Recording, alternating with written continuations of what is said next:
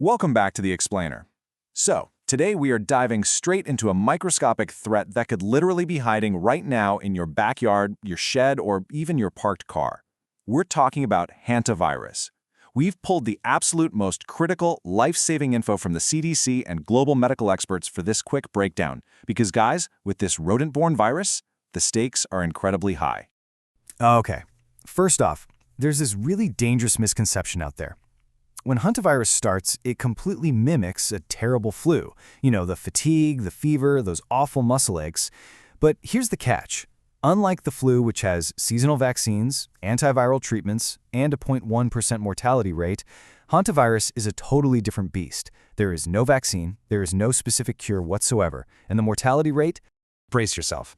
It is a staggering 38% for hantavirus pulmonary syndrome. That means nearly 4 out of 10 people who get these respiratory symptoms literally do not survive. Since doctors don't have a magic pill to fix this, understanding exactly how it operates is absolutely crucial. So let's get right into Section 1, Understanding the Threat, How It Spreads.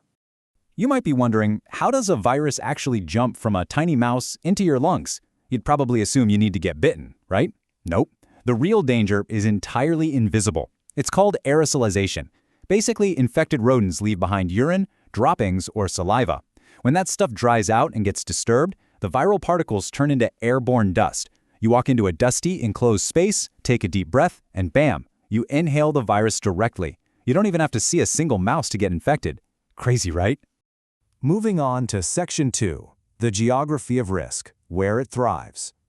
Okay, so where is the risk the highest?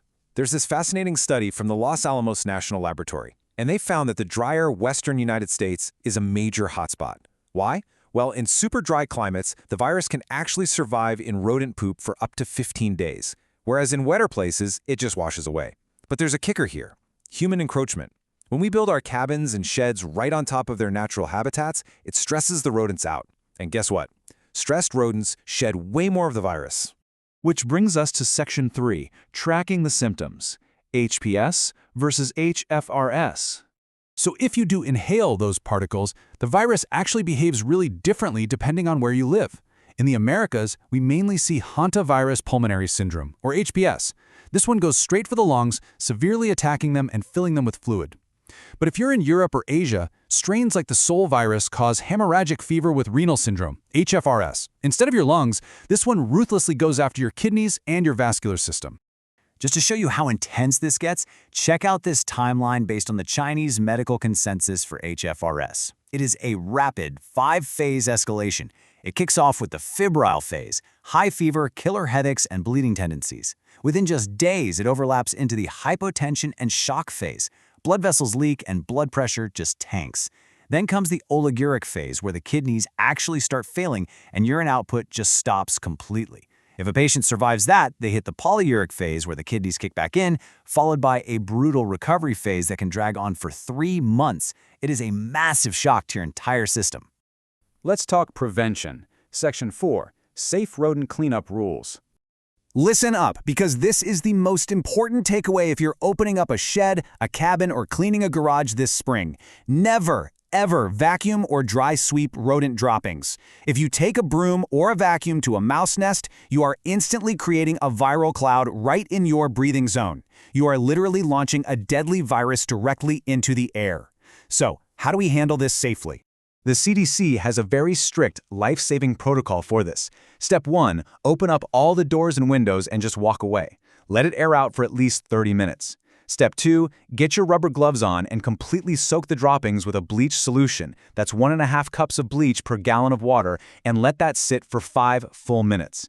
Step 3, wipe it all up with paper towels. You need it completely wet so zero dust kicks up.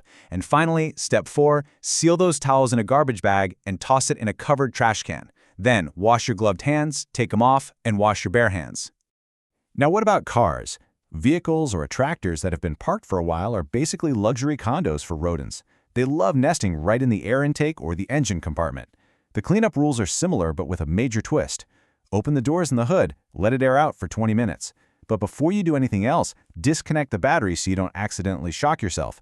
Soak the nest with disinfectant, wait 5 minutes, wipe it up, and trash it safely. And whatever you do, do not blast it with a high-pressure hose until it's 100% disinfected.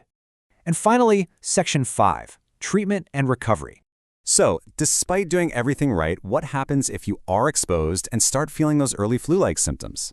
Like we talked about, there's no magic cure, but getting medical help immediately is absolutely critical. For HPS, patients often need oxygen therapy and intubation just to keep breathing. For HFRS, we're talking dialysis to clean the blood because the kidneys have shut down.